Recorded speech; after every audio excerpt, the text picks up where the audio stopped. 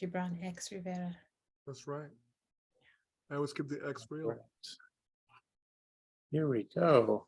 See people coming in. Beautiful. Hello, everyone. Thanks so much for joining us tonight. My name is Jesse Hassinger. I use he, they pronouns. I'm the assistant manager, first editions club coordinator, and organizer of the poetry book club at the Odyssey Bookshop. I'm thrilled this evening to welcome back Adrienne Marie Brown, author of Fables and Spells, to this virtual event, and to welcome Gibran Rivera to our screens as her conversation partner, and to everyone out there in the ether joining us. The participants this evening are here by way of a confluence of events, completely separately, but not by accident. I met Gibran about a year ago, around the same time that I first interacted with Adrienne. Here at the Odyssey, we were putting together an event honoring Octavia Butler with author Nisi Shawl, who had just written an introduction for a new edition of Butler's final novel, Fledgling. Knowing that Adrienne had edited a collection of writing influenced by Butler's called Octavia's Brood, I reached out to see if we could have her be part of the conversation. I had just begun reading Adrienne's Emergent Strategy series and knew that she was highly sought after, and so perhaps her participation was a long shot, but decided to shoot for the moon anyway. Not only did Adrienne agree to be part of the discussion, but it was a beautiful space that Nisi and she created along with facilitator Mika Broadnax to honor Butler and her work. I'll drop a link to that in the chat in a little bit as well. So if you'd like to go see that after this, you can. I had meanwhile been interacting with Gibran around healing work for a little bit when I came across his name in Emergent Strategy and realized that Gibran and Adrienne have also known each other for quite some time. Adrienne mentioned toward the end of the Octavia Butler event that her new book was going to be a collection of spells and incantations, and part of me knew right then that tonight's event had begun to take shape. I would like to express my gratitude to both of our guests for this evening and for taking time to be with us and to create this magical space. Before we head into the meat of this evening, I would like to take a moment and reflect on the history of Turtle Island and the colonizing forces that changed the face of this land in modern history, and have us reflect on what it means to be sitting here in 2022 in this place, wherever that location might be, but still together. Especially as we are about to embark on an evening that will call upon ancestors who were directly or indirectly involved with the colonization of this land, as well as upon ancestors who were also part of the colonized and oppressed. We can make room for compassion and understanding for the ancestral trauma of us all, along with our long lineage in whatever winding road it has led for us to be here tonight. The land that I am part of this evening is on the unceded land of the Nauset and Wampanoag nations. This land has been savagely stolen by the European colonizers, and as current occupiers, we must understand the brutality of our colonizing ancestors in this occupation. I want to extend my gratitude to the peoples of the Nauset and Wampanoag nations who still reside here and continue to display a manner of community that has been lost to the capitalist industrial system. This was the first major wound to this land. The second, more recognized today, but no less important, was the act of slavery, which is still ongoing, as can be seen with the Louisiana proposition that upheld the legality of slavery, essentially so that the 13th Amendment of the US Constitution could still be unquestionably practiced in prisons throughout that state. With these two wounds as the basis of our experiment that we call democracy, it is no wonder that we find ourselves in a place of unrest. This acknowledgement seeks to verbalize our commitment to engage in shared responsibility as part of our collective humanity. We urge everyone to participate in action steps identified by Indigenous community-based organizations, Black and Brown-led spaces, as well as consider what land and body sovereignty means for people who are refused the political power to be able to make the changes necessary to be recognized. A few words about the bookshop. Odyssey is open for in-store browsing 7 days a week, Monday through Saturday from 10 a.m. to 5:30 p.m. and noon to 5 on Sunday. We are open 24 hours online at odysseybks.com. We have a full roster of upcoming events that we're excited about, including Tuesday, November 29th at 7 p.m., also via Zoom. We welcome poet Jackie Germain who will be presenting her debut collection, Bittering the Wound, which was selected by Douglas Kearney as the 2021 CAAP Book Prize. Bittering the Wound is a firsthand account of the 2014 Ferguson uprising that challenges how we document and report on political unrest. This will also be our December Poetry Book Club selected title. Also directly tied to this evening's conversation is another virtual event on Thursday, December 1st at 7 p.m.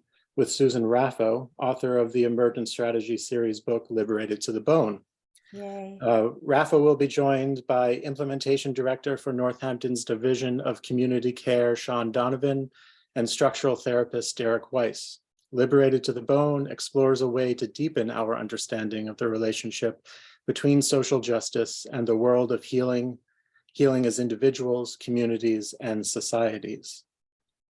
For anyone who is regional to Western Massachusetts, on Thursday, December 15th at 7 p.m., we will be hosting our final in-person event for the calendar year with Bushra Raymond, who will be presenting Roses in the Mouth of a Lion, a coming-of-age story about a young Pakistani-American woman living in Corona, Queens, with her strict religious family and what happens when she begins attending a prestigious high school in Manhattan.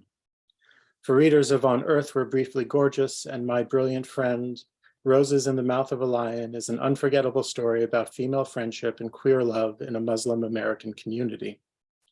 We have plenty of events already scheduled into 2023, so please visit odysseybks.com for a full list of events. I will also drop a link in the chat in just a moment.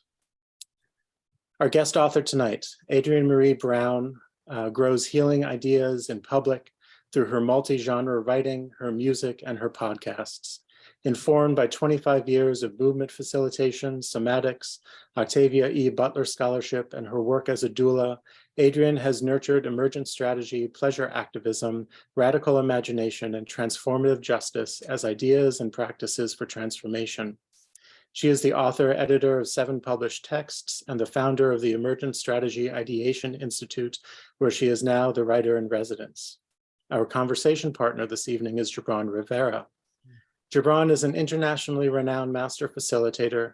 He helps the transformation of leaders, networks, and organizations. He develops our capacity to work with complexity, and he pays very close attention to dynamics of power, equity, and inclusion.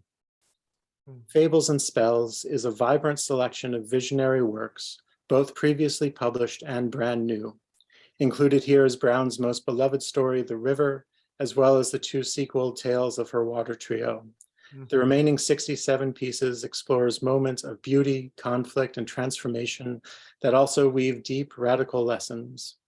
With narrative fables of speculative fiction and spells that play with the lines between poetry, instruction, song, and chant, Fables and Spells demonstrates how good writing can engage the present while providing expansive visions of the possible worlds humans can build. Thank you all again for being with me this evening. I'll now turn it over to Adrienne and Gibran, and we'll return at the end to help moderate any audience questions. Please use the Q&A feature or put your questions in the chat. Thank you. Thank you, Jesse.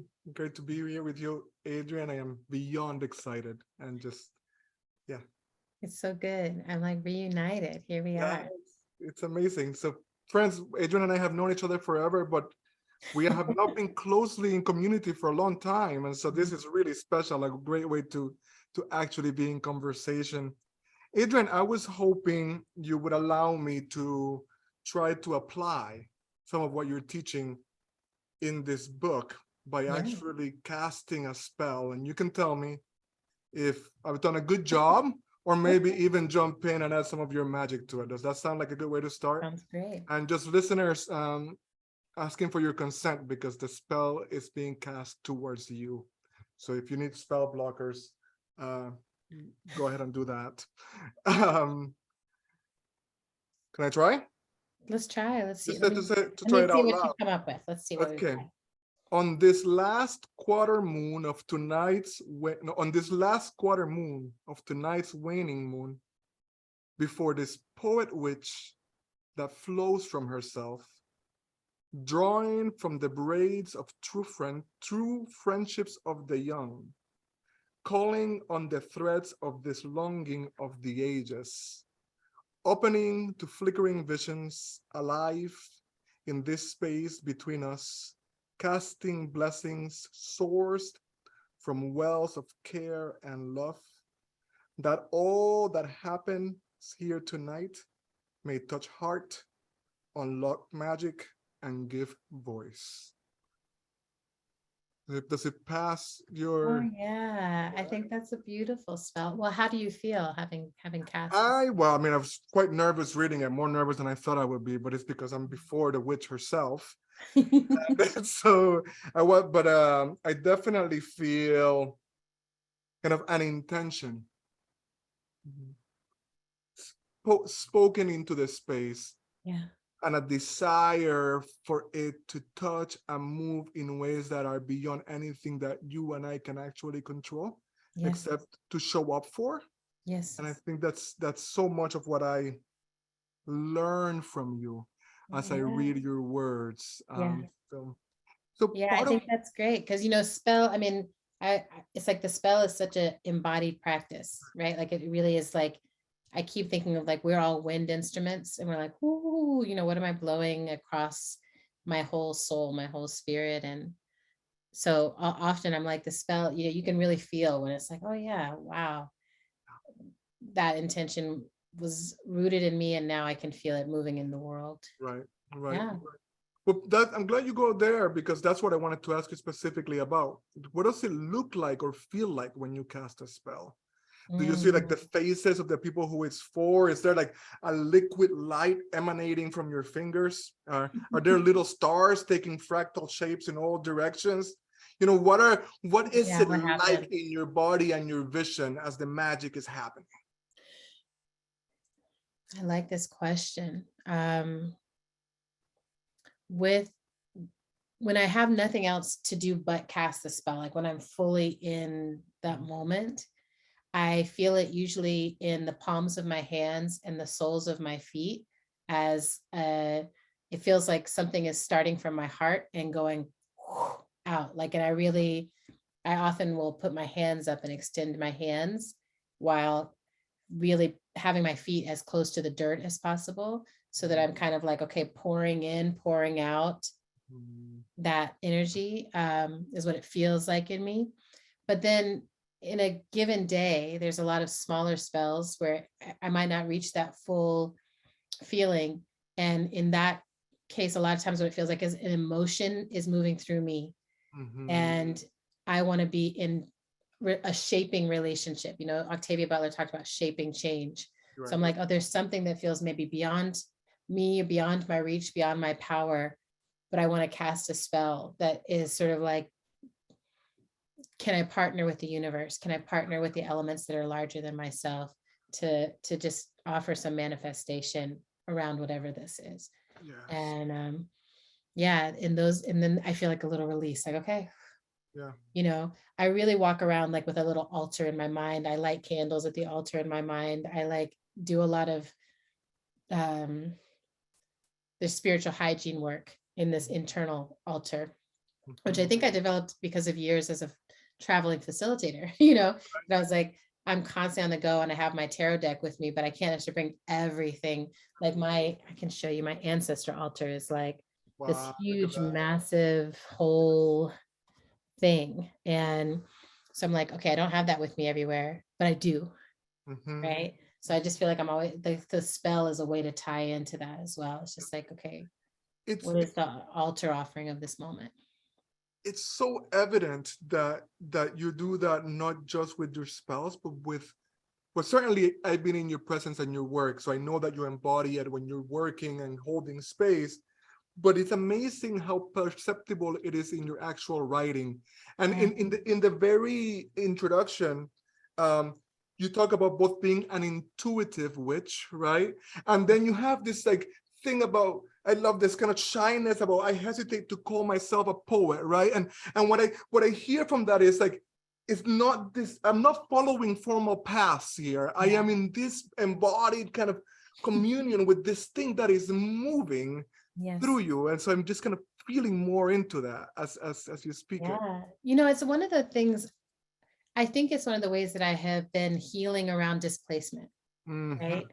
The intuitive witch part is especially that it's like my people were intentionally displaced from the practices of power and magic and miracle that we knew, like that was cut away. And or at least half of my lineage that was cut away, although I think for most of my lineage in different ways it has been cut away. And so I didn't grow up in a situation where someone was like, here's how you do your witchy work, right? Now I did grow up around all these people who were like, here's how to be a poet. And I often felt like, oh, that's not my way. And is it okay to do it my way? Like, where I'm like, I'm feeling something come through me. And I feel when it is on the page, and I'm like, that's it. So that may not be the most technically whatever poem, but that is the exact thing I was feeling and the exact thing I want to express and communicate. And for when I realized, I was like, oh, there's spells. It really helps me to be like, oh, it's not that it's not poetry. You know, a spell is a form of poetry, but it's a form of poetry that has a different intention, perhaps than just a literary impressing. You know, I'm like, it might not impress. And I also read, you know, like I read poetry, and I love poets who work hard at that craft, and I honor that. So I'm always in the stance of like claiming my own space, taking responsibility for what it is I'm up to, and maybe creating more room for other people to be in this path with me. That I'm like, yeah, do you feel a way about yourself? Do you feel spells come through you? Do you feel something like that? I'm like, that's okay. Which again, if you're not writing for, you know, like I'm never writing like, what are people going to think about this? Like I'm really writing like, I need to express this. And then sometimes I share it again, primarily because I'm like, I want to know who else is feeling the way I feel. I want to offer this to them and receive something from that, you know? Yes, no, it's it really, you do give permission. It does it. There's some things. There's a transmission in the words, right? Because it is evidently something moving through, and so it's not. And there's a deep permissioning in that. I do want to invite people to invite you to have people hear some of your writing. Yes. You know, it's been amazing to read the book, knowing that I'll be in conversation with you, right? Because it's just a different kind of attention. A different lens, right? It's like, oh shit. The first thing that I read to my beloved, my partner, her name is Tuesday, was, oh my God, I just had it. The one with the star. Where are we here? Did I misplace it? We just talked about it a minute ago. The radical gratitude spell. Why don't we start there? Why don't we start with the radical gratitude spell? Oh, and then you want the time rebel? Yes, the time rebel. Okay, the last bit of the time rebel. All right, so I'll start with the radical gratitude spell. This one might be familiar to people. It's been in other works of mine, but I wanted it here. And this is a spell to cast upon meeting a stranger, comrade, or friend working for social and or environmental justice and liberation. You are a miracle in motion. I greet you with wonder. In a world which seeks to own your joy and your imagination, you have chosen to be free every day as a practice. I could never know the struggles you went through to get here, but I know you have swum upstream, and at times it has been lonely. I want you to know I honor the choices you made in solitude, and I honor the work you have done to belong. I honor your commitment to that which is larger than yourself and your journey to love the particular vessel of life that is you. You are enough. Your work is enough. You are needed. Your work is sacred. You are here, and I am grateful. Thank you. Thank you. Just gonna let me feel that for a second, and yeah, just knowing those folk, you know. Yes, right. Like you're enough. You're working so hard. Yes, and I do want to get to this one that moved me so much. I told you it was the first bit that I read to Tuesday from your book. Oh yeah. But since we're talking about these people working for justice, Yeah. there's something about all of your work that is so specific to an audience, right? The community that I'm very familiar with, that I myself have been embedded in, right? There's like you're just like offering your gift to the people that that you yourself are a part of. Yes.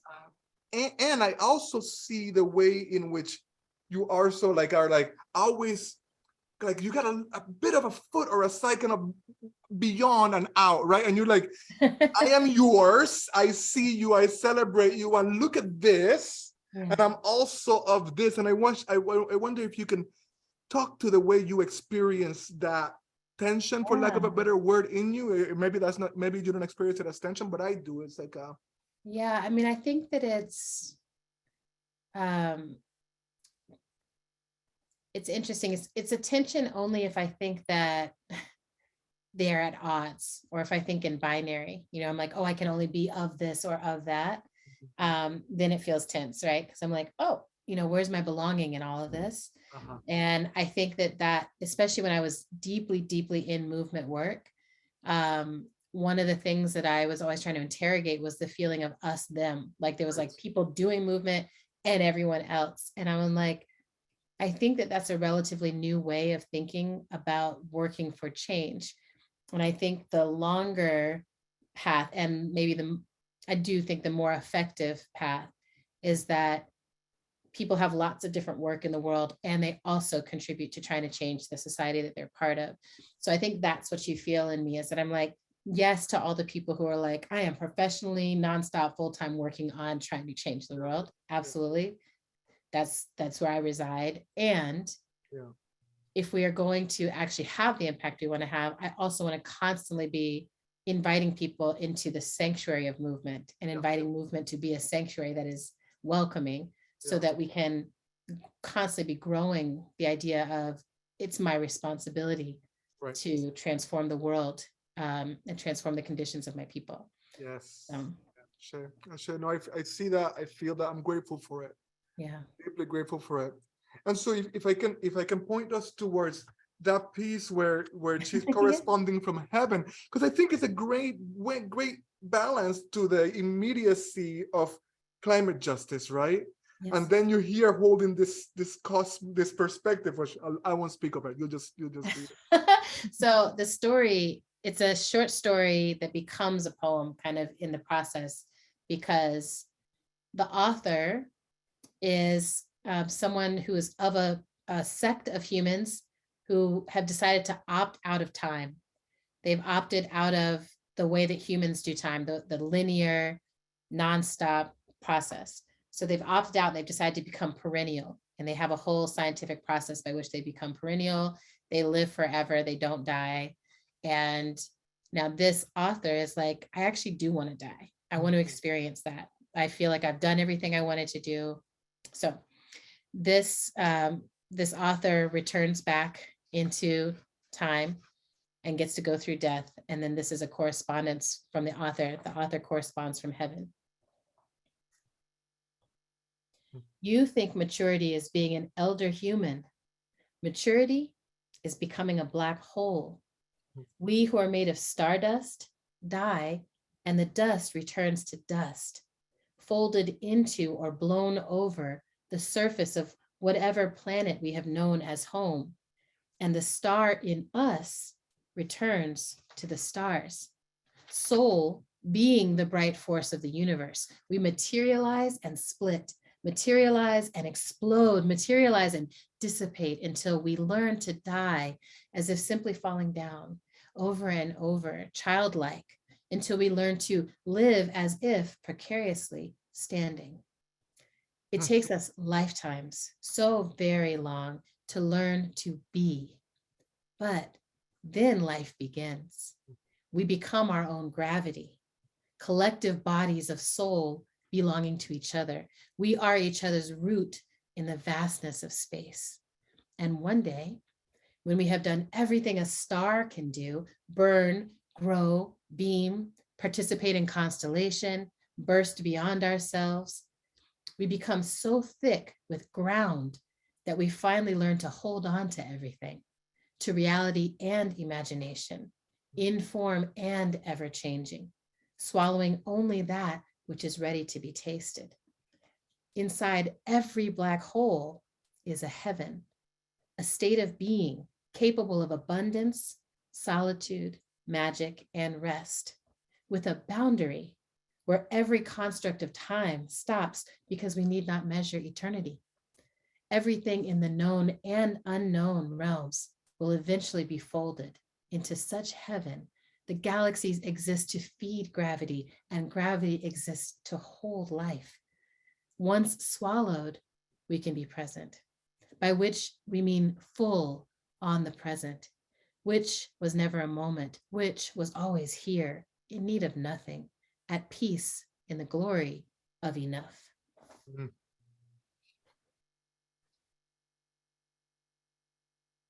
Mm. Thank you.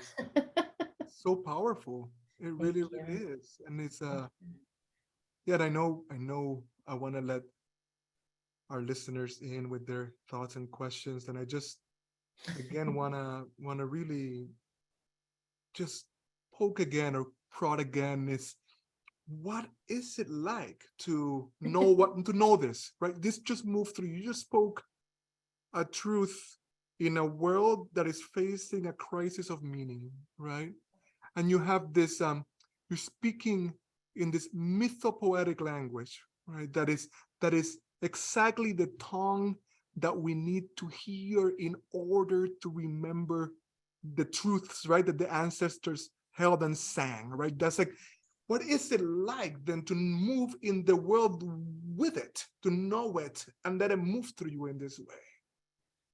Yeah, I mean, it's profound. You know, it feels like I'm really grateful that I have been willing to do mushrooms and plant medicine and like willing to sit with the stars, willing to feel extreme joy and extreme grief, and um, willing to experience it all. It feels like Lama Rod Owens talked about being a prophet as being willing to speak the truth. Yeah. And that really helped me because I was like, oh yeah, then I can accept that. Because people are like, oh, you're doing a prophet. I'm like, no, I don't know. I don't know what's going to happen, but I do know what feels true. Or often I feel like I'll tap into something and be like, oh, that's true. I don't quite understand it yet. Like, I don't know how I know that inside every black hole is a heaven, but I do know that that is true. Yes. And so then it's just like, how do I communicate that? You know, with this story in particular, the author showed up knocking at my door. Like, it would be hard to convince me that this is not a true story. Right. Right. There's sometimes the characters show up that way where I'm like, this is happening. And I'm just trying to tell what's happening. Yes. And they're telling, she's giving me like this. Yeah. This is what I'm experiencing. So I also think there's that's like part of the beauty of fiction and poetry and all this is that you can play around with letting the truth in, like really just letting it in. And that feels really amazing, but it's very vulnerable. Like, this book feels like in some ways the most vulnerable text that I have offered people, about like how I actually work with my magic and how I actually, like, what I actually believe is going on in this world and in this moment. And it also feels like real invitation, you know, like I'm like, I really want people to take their manifestation power seriously, and that what they say and who they say it to and how far they allow themselves to imagine. Because I'm like, it's very easy, even when you're inviting people to imagination, it's very easy to be like, imagine what I have imagined with me. Come imagine my vision with me. Mm-hmm. That is intoxicating. Mm-hmm. You know, I've had the experience of a lot of people being like, yeah, what you're imagining. Yeah, that. Right. It's like, that's seduction.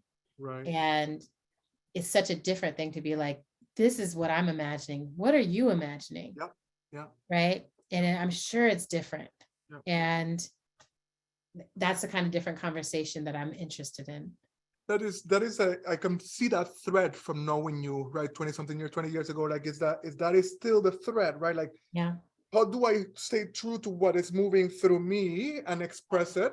But always as an invitation to knowing that what is alive is the space between us.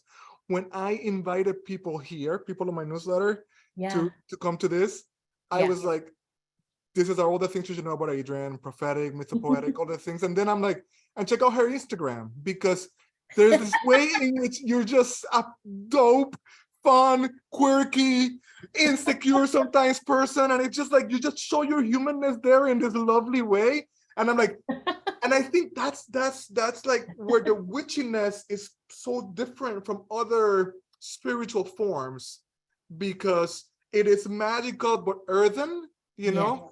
And Yes. like so profoundly feminine in that way, I think. And so it's like and so just like honoring that and reminding, pointing people towards that, right? Like that there's a way in which you show us the daily you that doesn't want to go out half the time on half the invitations that you have. Right? I know everybody sends me all the introvert memes. They're like, you're actually just an introvert, Adrienne. That's all it is. And I'm like, maybe sometimes, definitely a hermit. But I love that too, because my little meme boards, my mood boards also feel like little spells that I cast and curate. And it's very important to me to not get ahead or outside of the human experience. Like I think there's something really important about being a human at this moment in history when our species, our continuation is not guaranteed. It's in quite a serious threat. And so I'm like, now this may have always been the case, but we didn't know it. Now we know. Now we really know. We have all the data and the reports and everything else. And it's like, if our species will continue, it's going to take some changes, some maneuvering, and it's going to require being a human and being like, I don't want a fake idea of what we're moving towards. I want to be like, no, I'm really like, I'm not asking someone to do anything I won't do. And I'm not asking people, like I'm not asking people to change in ways I'm not willing to change. But it's also like, oh, I want a future in which I can be an introvert witch in the woods. Is there a community forum that supports that? Instagram so far has been very satisfying in that. Like, I'm by myself. Here's everything I feel. I love it. Thank you for it. I love it. It brings me joy on a regular basis. Jesse, I'm not sure how we handle the Q&A. Do we just look at the chat here? If you want to start answering questions now, you can. I was going to hop back on in maybe 10-15 minutes and start like asking those questions. So you still have 10 or 15 minutes to continue on, and then we can kind of move on. Okay, I like it. How does that work for you, Adrienne? Lovely. Okay. And I can also read more if you want more reading to happen, like whatever Right. No, I definitely want to hear that spell that you've been dedicating to the Iranian protesters. I wonder if we can wait just one bit on that, because you started to, because I wanted to speak, that piece of Nikki Giovanni in space. And and so like you're doing all these things, right? Because it's the witch, the magic, the spells, and then you're stepping. Like, what is it like to so consciously step into a tradition, right? It's like Afrofuturism, right? It's been around, it's here, it will go forward, and you kind of walk into it, right? And then you start to, through the book, right? You dance with Nikki Giovanni, you talk about Harriet, you bring Nina in, right? Like, there's a way in which you are dancing with, right, these voices that move you and us that are of Blackness. You're embodying and like boldly finding your way in it. So what is it like to be in a living stream? That's the first question. Okay. And then tell me that one, but I'll ask you the second one to follow up. Well, I mean, one is just it feels so delicious. Like I remember the moment when I was like, oh, I have ancestors in the lineage of my work, and I have elders in the lineage of my work. They're not my blood family necessarily, or I don't know. Although I did have recently, in the past couple of years, the delight of realizing that Imani Perry is actually my cousin. We found it out through ancestry.com, and we're both Virgos. We're one day apart in the Virgo realm. And we both, I think at the moment we figured it out, we had the same number of books in the world, and we're just like rip roaring, writing our asses off. And we're like, who is this shared ancestor that like, like what was happening in that trajectory of our family before, we split apart, and yet here we are doing such similar work. So, but that's how I feel like when I realize like, oh, I can claim Harriet Tubman. Like I can bring her into my life as a teacher, as someone I turn to for wisdom across time and space. And Nikki Giovanni, so Nikki Giovanni has done several interviews where she talks about how much she would love to go to space, and like how much we should be in space, and how if anyone's going to go to space, she has this incredible poem about how if anyone was going to go to space, it should be Black people. Yeah. We really know how to travel light and go into the unknown and recreate it to be a place that we can live and survive, right? I mean, it just blew my mind. And so stuff like that, where I'm just sort of like, this doesn't exist. Like, we don't have the story of what happens when Nikki Giovanni gets to go to space. Right. Like, we have the longing, but like, what would it take? What would have to happen? And I was like, yeah, like, as I was writing it, all the billionaires started being like, we're going to space. And I was like, okay, maybe some Black billionaires could send Nikki Giovanni to space. And like, what would this look like? And it was just really fun to imagine that, not necessarily on her behalf, but just like as I hope it lands as a love offering, right? That I'm like, I love Harriet.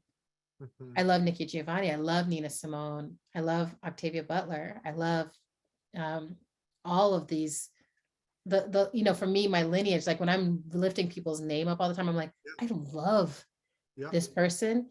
And the language that I use for the work that I do is witching. The language I use is emergent strategy. The language I use is pleasure activism. I see that in all of these people who predate any of that language. Yeah.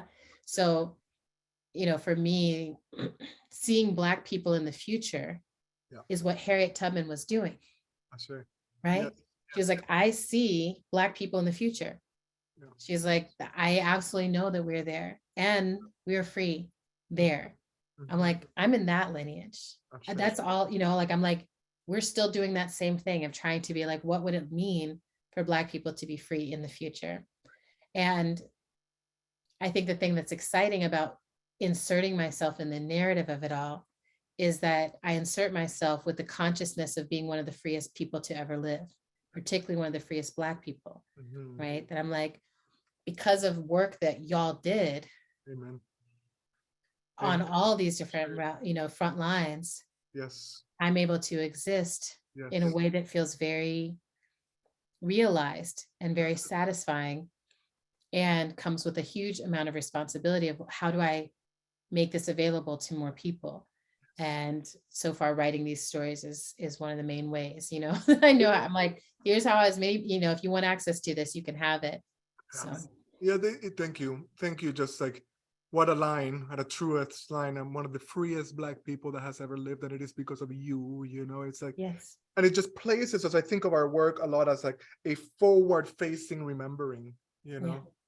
And so the next question, because I think I'm just I know this is what you mean, but just gonna nuance it a little bit for the listeners, right? Because you are expressing, right? And then you're inviting people to express and find it in themselves. You're finding a voice in yourself, but there's more than that, right? Because in the end, you're dancing with these people, right? It's not just that they show you, they're expressing and then you're expressing. There's actually a weaving off, right? A dancing with, right? Yeah. And so what would you say, because the invitation is clear and it just, you can feel it, right? There's something about the approach that makes it accessible to people. That I could do this, I can see what's moving through me, but what does dancing with this look like, right? What does like me? Well, Nina Simone said one of the role of the artist is also to reflect, to be a mirror that's actually reflecting what's happening in your time. So part of the dance is like, it's a dance of unveiling, it's a dance of being like, can we get more transparent? Can we be more clear? Can we tell a more compelling truth? Which I think is also what Octavia Butler did so well. Is like, here's what's definitely going to happen. If we don't change how we're acting, this is where we're heading. But she made it compelling. I was like, I still want to be alive in this future. I can still see what my freedom fighting work would be like. The dance for me is being like, I don't want to tell you the truth in a way that makes you want to run away or hide from it. You know, I want to tell you the truth in a way that's like, the truth continues to lead me to beauty. It continues to lead me to liberation. And I think, you know, there's a rhythm. I'm like, I'm finding this rhythm that's like, grief always has a counterpoint. Yes. Right? Despair has a counterpoint. Hopelessness has a counterpoint. And those counterpoints are actually a discipline that has to be cultivated. So part of the dance I'm in and part of what I'm trying to make transparent to people is I'm like, I flex with grief. I go all the way into despair. I go into the hopelessness. Sometimes it takes me a long time to bring the nose of the plane back up and like head a different direction. But I only am able to reach the joy, the freedom, the sense of belonging, connectedness by going into those harder places of emotion. And all the artists and leaders and thinkers and writers throughout time that I'm moved by, I see that archivist, you know, archaeological work of just like, I'm willing to spelunk in the cave of myself. You know, if we're dancing in the dark, right? And then we come out and it's like, okay, here we are. This is who we really are, you know? And I think that experience, like for people who have done, you know, medicine in community, there's there's a part of it that's like, I will let go of my whole form and let myself be reconstituted, you know? Like, so we're in a time when that's kind of what our species has to do. That's kind of what our communities have to be willing to do. That's kind of what each of us has to be willing to do, is like, I'm going to let go of all the constructs I was given that I was told would lead to belonging. I'll let them all go. And then reconstitute. You know, for me, I'm writing a piece right now that's like, what is the Blackness I claim that is not a Blackness in the lineage of oppression, but a Blackness that is primordial and from within me? Right? How do I form community with Blackness around in that way? Right? I'm like, because I know my life matters. I'm not, you know, as Toni Morrison said, I'm not distracted by your racism, you know, like I'm not there. What's the next place we go to where we're like, what do we reclaim for ourselves? That is a dance. Thank you. What a gorgeous answer. Thank you so much. I'm just kind of receiving that some awareness of that Jesse's about to come in. I want to make sure we get to the poem. Yes. But I right before that, I want to just kind of affirm what you're saying. Because a lot of this healing work is precisely hinges on being able to hold the person in reliving the traumatic event or events, right? And so you're creating a space where the heart can relive it, right? In order to grieve it and move out of it, because otherwise the post-traumatic stress is shaping the entire life. It's like, I don't want to have that ever again. That's right. Right. And so in that way, it's like you're reliving it all the time. Right. Exactly. Right? I'm like, you're unsupported reliving it means you just like, I push it down. Yeah. There's something about being like, okay, you know, the most liberating healing experiences I've had have been when like someone's like, I am not scared of what happened to you because you survived it. And I want you to tell me about that. You know, I'm like, what? Yeah. And then I'm like, what does that mean on a collective level? Like, genocide has not worked. It hasn't worked. It has not worked. And now we might argue culturally about this, you know, but something remains. And as long as our stories remain, we get to change the story. So, so speaking of genocide not working, I want to talk about this because I've been following the story of what's happening in Iran and, you know, trying to do that balance of like, I'm not trying to become an expert in anything. And I'm also deeply feeling what's happening, and deeply feeling, particularly like I keep having the experience of like, those are my people. Mhm. You know, when I hear this, like these protesters who are fighting for sovereignty over their body and the right to exist on their own recognizance, I'm Mm. like, that's what I'm up to also. That's what we're trying to do here. Yeah. Literally fighting for, you know, I'm in a state where I don't have the right to an abortion. It's like these things are really live and really present and connecting. And then this last week, there was this news that was like, they're starting to sentence these protesters, 15,000 protesters. And the early sentencing is the death penalty. And it just is one of these things where I'm like, what can I possibly do? You know, Mm. what can, there's nothing there, you know, I was like, there's nothing I can do. And so I was reminded of this poem, this spell, which I want to share with y'all, called First the Unbearable, which I wrote learning of similar humanitarian crises happening in Egypt and feeling that same like connectivity. I hear the condolences first, read the written word, the name, the place. Someone is sending love with rage, with shock, with tears, with analysis, with their people, with all people. And I go looking for the fresh wound. I want to not know, to step from here without this pain to the next moment, unmarked by blood, looking past the flayed horizon, whispering, no, not this many, no. Mm. The numbers grow on my tongue. I say them to no one. I read the news to whomever is near, even if they have read or are reading it. I want to lend my voice to the spell of awakening, to make every head turn. Look what we've done. Look what we have not undone, what we have allowed and encouraged, what we have invested in, what we forget, what we remember. Look who we are now. Look who we still are. I want to change the story being written, the history still warm and wet on our fingers. I want to focus on the intimate heartbreak of violation. What stole my smile, my childish peace? Boorish men, the mountain of offense we all burrowed through, the memories we walk with, and the terrors navigating legacies of genocide and erasure. I know all of the harm intertwines at the root. I know the medicine has to go deeper down to the core of existence, to the cord between us and God, to the fault lines between us that make us think I can be without you. But Mm. first, the unspeakable, the unimaginable, the unbearable. We have created hell with our boredom. We birthed hierarchy, greed, and the foolish need for victory, for righteousness. It is killing us. It is killing everything, eating us up from within. The detonation of cancer in a living body, the cancer of violence in a living world. Some days I am nothing more than a prayer, a vessel of tears being emptied, stunned by my own insignificance, our inability to stand in the way of our demons, the brightest truth about us.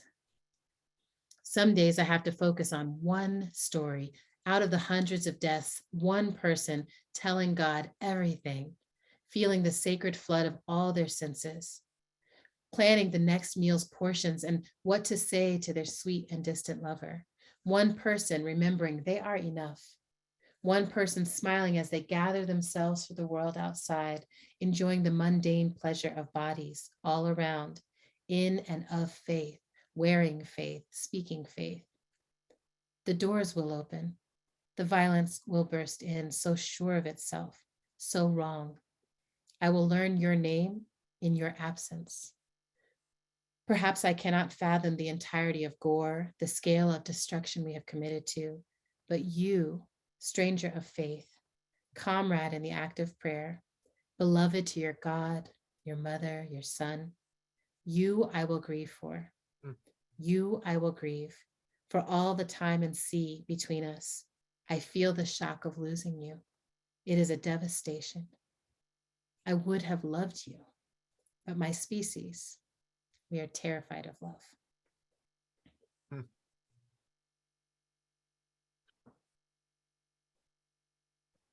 Thank you again. It's felt and needed. Thank you.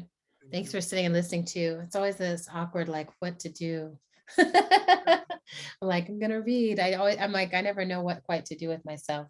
I'm just like, here, I'm reading and feeling this. So Yeah, no, it's the yogis have a word they call it's sankalpa, and it's like it's the intention behind the word. So the the more like the wake your wakefulness, your sense, whatever you're feeling, you put it behind it, and it reaches out and touches us, and it places us in communion with the very people you've evoked. And so I yeah, just feeling that and grateful for that. And yeah, what else is there, right? But to be together here. Yeah, yeah.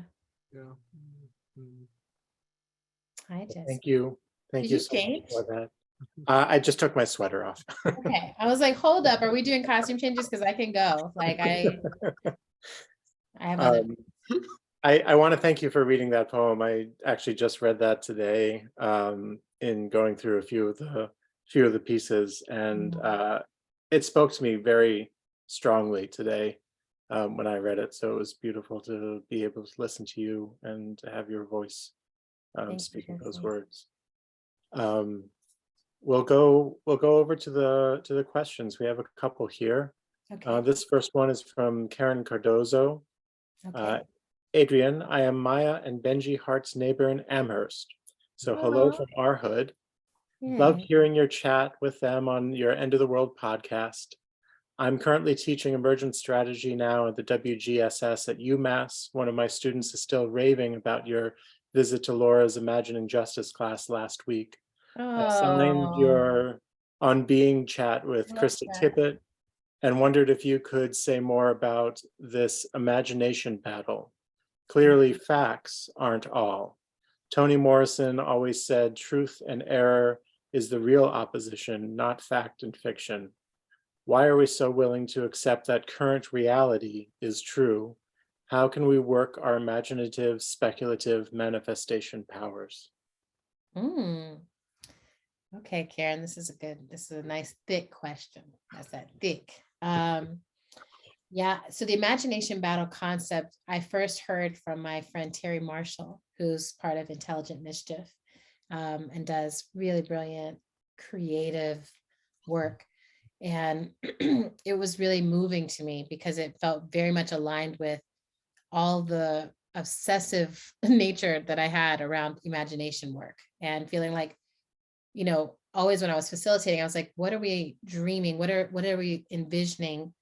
And the clearer we can get on that vision, the more clear we can figure out who we need to become that, to become participants in that future.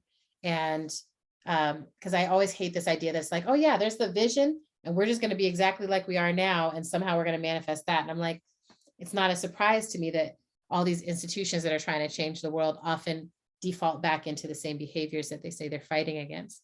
So the imagination battle is this idea that we're living in a world that someone imagined, right? And that's why so much of it does not actually align with what we know to be true. Most of these oppressive structures, right? You're like, I know that I'm not inherently inferior to any man. So someone imagined a world in which women were inferior to men, right? And that imagination has taken hold so much so that we are currently in a world where it's legislated that I can't make a decision about my body in giving birth, right? It's like imagination has very, very tangible impacts. White supremacy is another imagination gone wild, just like, whoa, I don't know what this is. My most compassionate imagining of these first interactions of white people with other is like, I don't know what this is. I'm scared. I don't know how to process that. Superiority is going to be my safety net. I imagine that this is danger for me, right? And what we know from a lot of the indigenous lineages of people who were oppressed, who were colonized, is we weren't trying to be a danger to anyone, right? That a lot of it was actually, oh, we're a welcome. We're showing you how to survive here. We're showing you how to be in this place. But that imagination was stronger than the reality that they were being faced with. And now, centuries later, here we are in this world where little Black children are like, I want a white Barbie doll. I want to straighten my hair. I think I'll have more value if I can be in more proximity to whiteness.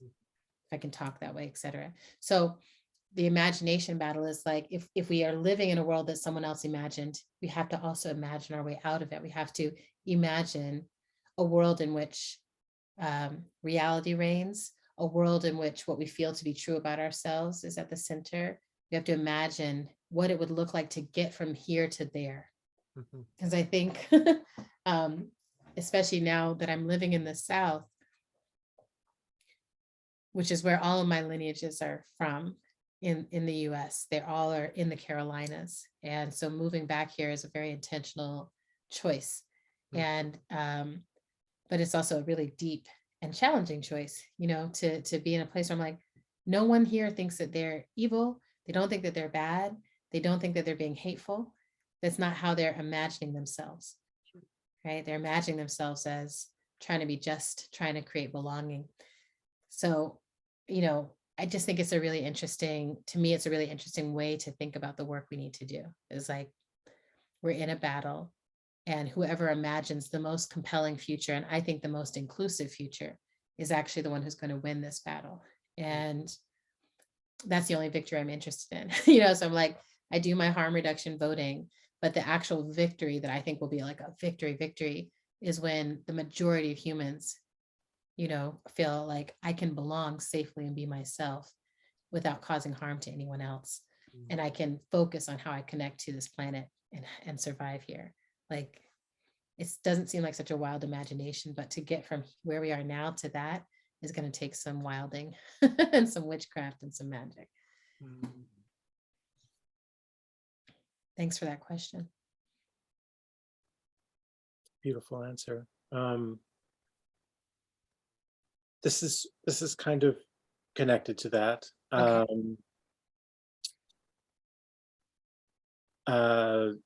It's from a student who is working on a final project for the semester, focused on self-care and community care as symbiotically in relationship in support of movement work.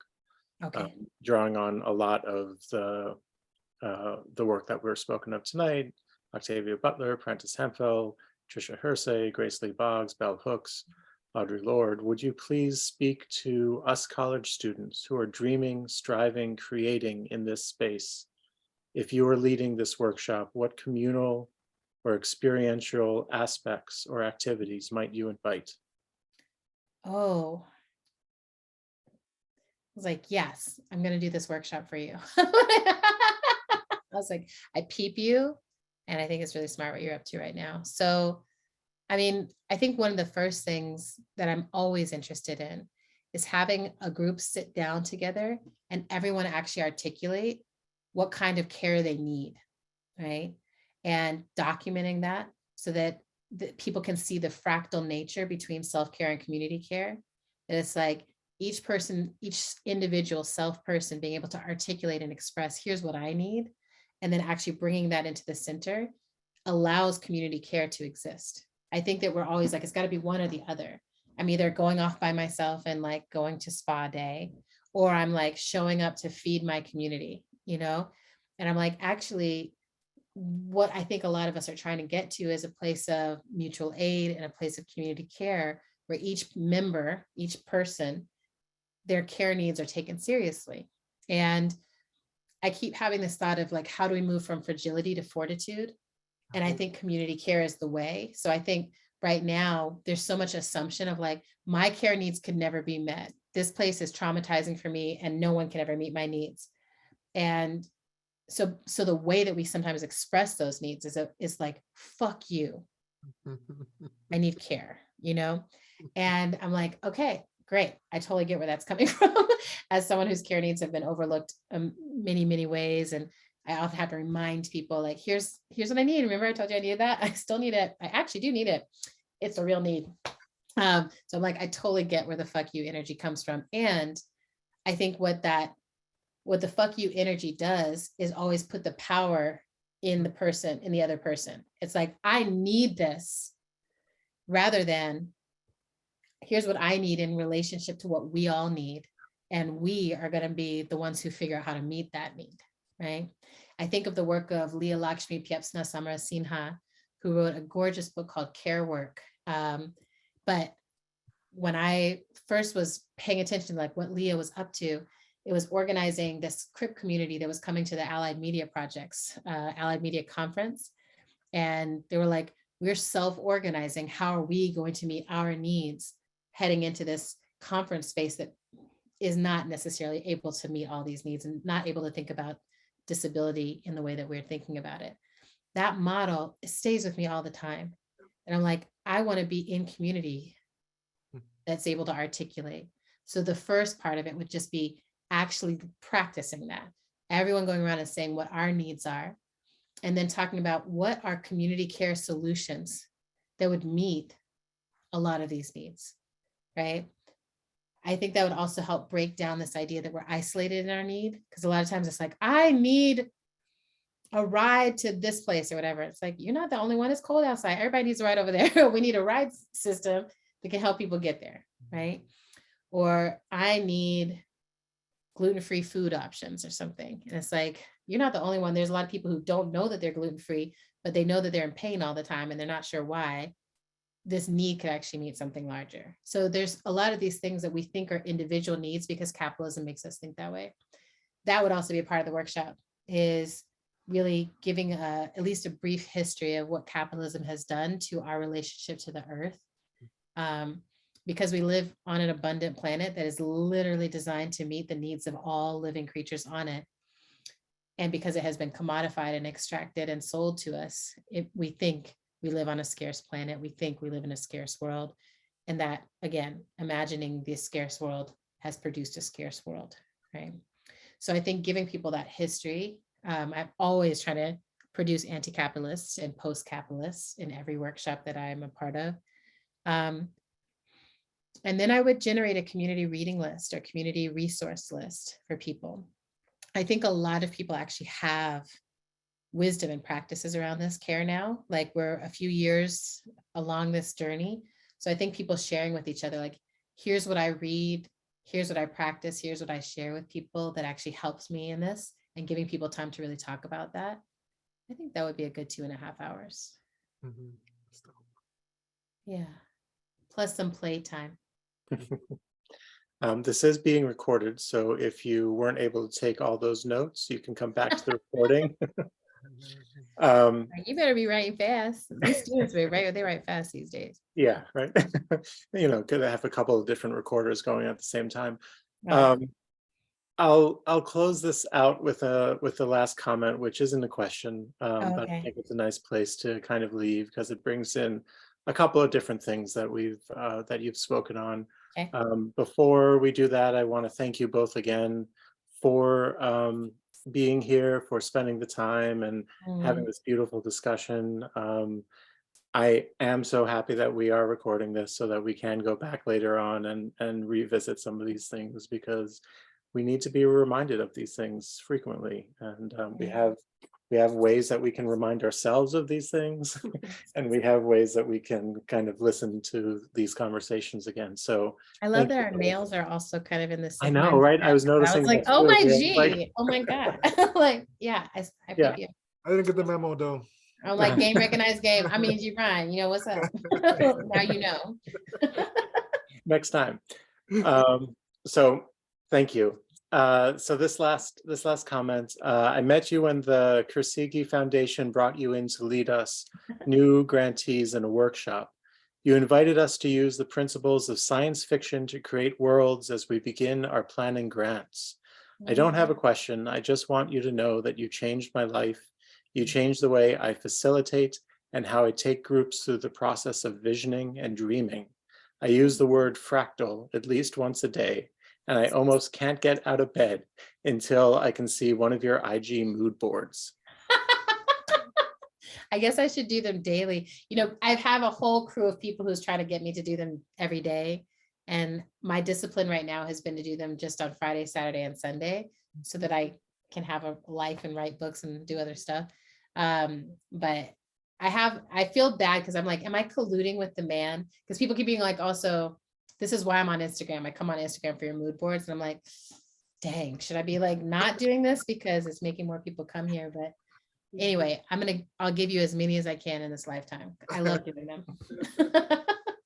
Yeah. Thank Beautiful. you so much. Thank you. Who was that? That was Kamala Fletcher. Okay, thank you, Kamala. Thanks for letting me know.